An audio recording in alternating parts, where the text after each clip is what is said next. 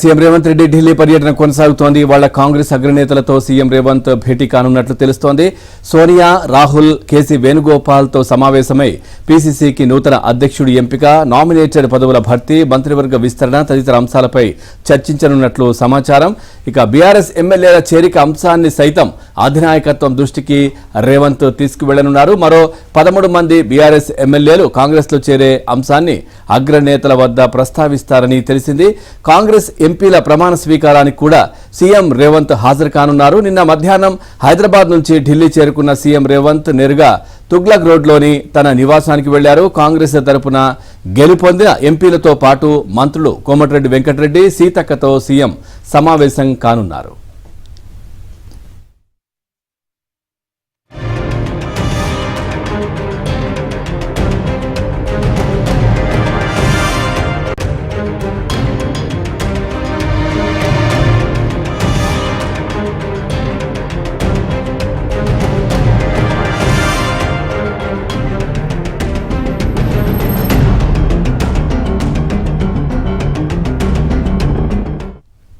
ఇక అటు కేంద్ర మంత్రులను సీఎం రేవంత్ రెడ్డి కలిశారు.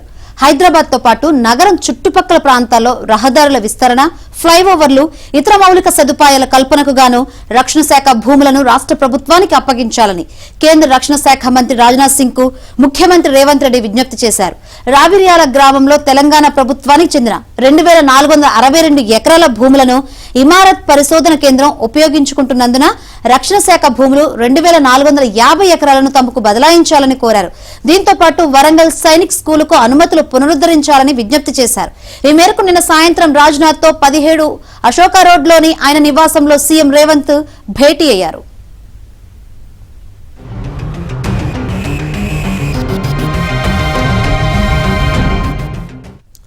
రాష్ట్ర ప్రభుత్వం రక్షణ శాఖ భూముల పరస్పర బదిలీకి అంగీకరించాలని కోరారు. ఇక వరంగల్ కు సైనిక స్కూల్ను గతంలోనే కేంద్రం మంజూరు చేసినా అప్పటి కేసీఆర్ సర్కార్ నిర్లక్ష్యం వహించిందని, స్కూల్ నిర్మాణానికి ఎటువంటి చర్యలు తీసుకోలేదని కేంద్ర మంత్రి దృష్టికి తీసుకువెళ్లారు. ప్రస్తుతం ఆ అనుమతుల గడువు ముగిసినందున వాటిని పునరుద్ధరించాలని, లేదంటే తాజాగా మంజూరు చేయాలని కోరారు.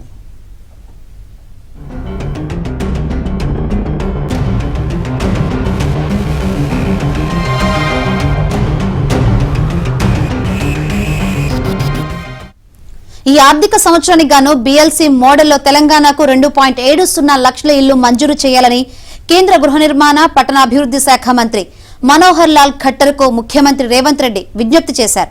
నిరుపేదలకు వారి సొంత స్థలాల్లో 25 లక్షల ఇళ్లు నిర్మించాలని కాంగ్రెస్ ప్రభుత్వం నిర్ణయించిందని కేంద్ర మంత్రి దృష్టికి తీసుకువెళ్లారు. రాజ్నాథ్ సింగ్ తో భేటీ అనంతరం ఖట్టర్ ను ఆయన నివాసంలో రేవంత్ కలిశారు. తమ ప్రభుత్వం నిర్మించాలని భావిస్తున్న 25 లక్షల ఇళ్లలో 15 లక్షల ఇళ్లు పట్టణాభివృద్ధి సంస్థల పరిధిలోకి వస్తాయని, వాటిని లబ్ధిదారు ఆధ్వర్యంలోనే వ్యక్తిగత ఇళ్ల నిర్మాణ పద్ధతిలో నిర్మించనున్నట్లు కేంద్ర మంత్రికి వివరించారు.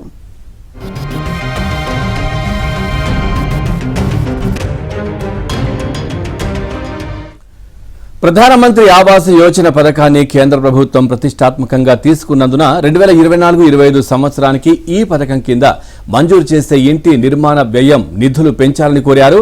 రాష్ట్రంలో తాము నిర్మించే ఇళ్లను PMYU మార్గదర్శకాల ప్రకారం నిర్మించనున్నట్లు తెలిపారు. ఇక దీని కింద ఇప్పటి వరకు తెలంగాణకు 1,59,372 ఇళ్లు మంజూరు చేసి 2,390.58 కోట్లు గ్రాంట్ కింద ప్రకటించారని ముఖ్యమంత్రి గుర్తు చేశారు. అయితే ఇందులో ఇప్పటి వరకు కేవలం 1,605.70 కోట్లు మాత్రమే విడుదల చేశారని, మిగతా నిధులు విడుదల చేయాలని ఖట్టార్కు విజ్ఞప్తి చేశారు. స్మార్ట్ సిటీ మిషన్ కింద చేపట్టే పనులు పూర్తి కానందున మిషన్ కాల పరిమితిని వచ్చే ఏడాది జూన్ వరకు పొడిగించాలని కోరారు. స్మార్ట్ సిటీ మిషన్ కింద వరంగల్, కరీంనగర్లో పనులు చేపట్టినట్లు తెలిపారు. వరంగల్లో ఇవి 45 పనులు పూర్తయ్యాయని, 518 కోట్ల వ్యయంతో చేపట్టిన మరో 66 పనులు కొనసాగుతున్నాయని చెప్పారు. ఇక కరీంనగర్లో 25 పనులు పూర్తయ్యాయని, 287 కోట్ల వ్యయంతో చేపట్టిన 22 పనులు కొనసాగుతున్నాయని వివరించారు.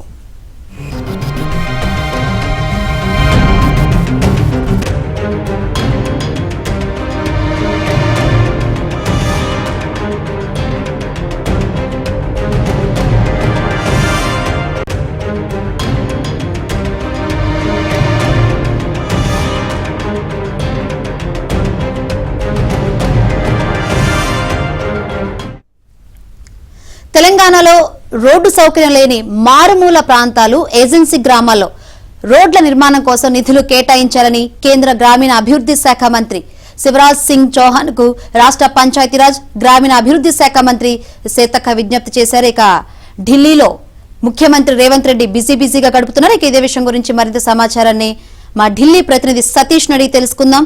సతీష్.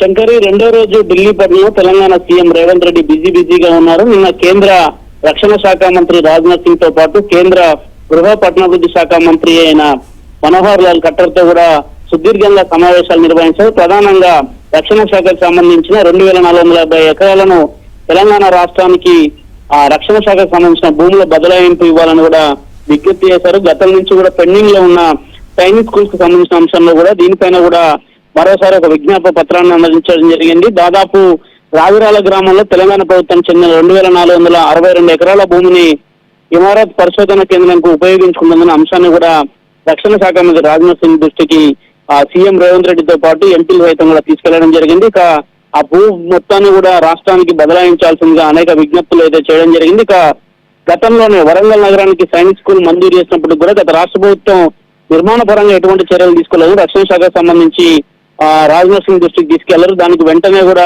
అనుమతులు ఇవ్వాలి, అదేవిధంగా దాని గడువు ముగిసినందున అనుమతులను పునరుద్ధరించాలనే అంశాన్ని కూడా తాజాగా వారి దృష్టికి తీసుకెళ్లారు. ఇక ముఖ్యమంత్రి ఎంపీలు సైతం కూడా వచ్చి వారు కూడా ఈ అంశాన్ని మరోసారి ఫాలోఅప్ చేయబోతున్నారు. ఇక కేంద్ర గృహ నిర్మాణ పట్టణాభివృద్ధి శాఖ మంత్రి మనోహర్ లాల్ ఖట్టర్ తో కూడా అనేక సమావేశాలు నిర్వహించారు. సమావేశంలో ప్రధానంగా 2024-25 ఆర్థిక సంవత్సరంలో BLC మోడల్లో తెలంగాణకు 2,70,00,000 ఇళ్ల మంజూరు చేయాల్సిందిగా కూడా విజ్ఞప్తి చేయడం జరిగింది. దాదాపు ఇందులో పట్టణాభివృద్ధి శాఖ కిందికి వచ్చి సిటీలలో అంటే సిటీ పరిసర ప్రాంతాల్లో ఎక్కడైతే నిర్మాణాలు చేపడతామో దాదాపు అందులో 15 లక్షల ఇళ్లకు సంబంధించిన అంశం కేంద్రం వద్ద పెండింగ్ ఉంది. దానికి కూడా అనుమతులు ఇవ్వాల్సిందిగా తెలంగాణ రాష్ట్రంలో పెద్ద ఎత్తున కూడా కాంగ్రెస్ ఇచ్చిన హామీల్లో ప్రధానంగా అందరికీ ఇళ్ల నిర్మాణం చేపడతాం. దానిలో భాగంగానే వాటికి కూడా అనుమతులు మంజూరు చేయాల్సింది 25 లక్షల ఇళ్లతో పాటు అనుమతులు మంజూరు చేయాలని కోరడం జరిగింది. ఇక రెండో రోజు పర్యటనలో మరి కాసేపట్లో ఉదయం 11 గంటలకు పార్లమెంట్ లో కేంద్ర ఆరోగ్య శాఖ మంత్రి JP నడ్డాతోని ఒక సమావేశం నిర్వహించబోతున్నారు. ప్రధానంగా రాష్ట్రంలో కొత్తగా హాస్పిటల్ నిర్మాణాలు కావచ్చు, కేంద్ర ప్రభుత్వం నుంచి ఆరోగ్య శాఖ పరంగా రావాల్సిన నిధులు కావచ్చు, ఇటీవల గత ప్రభుత్వంలో ఎయిమ్స్ మంజూరైంది. ఎయిమ్స్ కు సంబంధించిన నిధులు ఇంకా పెండింగ్ లో ఉన్నాయి. ప్రస్తుతం ఎయిమ్స్ కు సంబంధించిన విషయంలో కూడా నిధులను కూడా వెంటనే విడుదల చేయాలని కూడా కోరబోతున్నారు. మరోవైపు పార్టీకి సంబంధించి ముఖ్య నేతలను కూడా కాంగ్రెస్ పార్లమెంటరీ పార్టీ చైర్పర్సన్ అయిన సోనియా గాంధీ, అదేవిధంగా రాహుల్ గాంధీ, మల్లికార్జున ఖర్గేతో కూడా మరోసారి కూడా సమావేశం అవకాశాలు చాలా స్పష్టంగా కనిపిస్తున్నాయి. ప్రధానంగా కేబినెట్ లో బెర్తులు ఇంకా ఖాళీగా ఉన్నాయి. వాటిని వెంటనే వాటిలో వెంటనే కూడా ఇతరులకు శాఖలు కూడా కేటాయించాల్సిన బాధ్యత ఉంది కాబట్టి ఖచ్చితంగా ఆ అంశం కావచ్చు. మరోవైపు కార్పొరేషన్ సంబంధించిన అంశాలు ఇప్పటివరకు స్పష్టత లేదు. గతంలో అనేక కార్పొరేషన్లు ప్రకటించారు, ఇప్పటివరకు ఎవరికి కూడా అధికారికంగా జీవోలు ఇవ్వలేదు. ఇటీవల జరిగిన ఎన్నికల పరిణామాల నేపథ్యంలో ఎక్కడైతే కొంతమంది పనితీరు బాలేదో వారిని కూడా వారికి సంబంధించి కార్పొరేషన్లు ఏవైతే ప్రకటిస్తారో వాటిని కూడా చేంజ్ చేసే అవకాశాలు కూడా కొంత స్పష్టంగా కనిపిస్తున్నాయి. అందులో భాగంగానే పార్టీ ముఖ్య నేతలను కలిసి రాష్ట్రంలో జరుగుతున్న తాజా పరిణామాలను కూడా వివరించబోతున్నారు. ఇదే అంశాన్ని మరోసారి నేతలతో కూడా చర్చించబోతున్నారు. ఇక మధ్యాహ్నం కాంగ్రెస్ ఎంపీలు 8 మంది ఎంపీలు ప్రమాణ స్వీకారం చేయబోతున్నారు. వారి ప్రమాణ స్వీకారానికి కూడా సీఎం రేవంత్ రెడ్డి పార్లమెంట్ లో వారి ప్రమాణ స్వీకారానికి కూడా హాజరు కాబోతున్నారు. Shankari. Right, thank you Satish.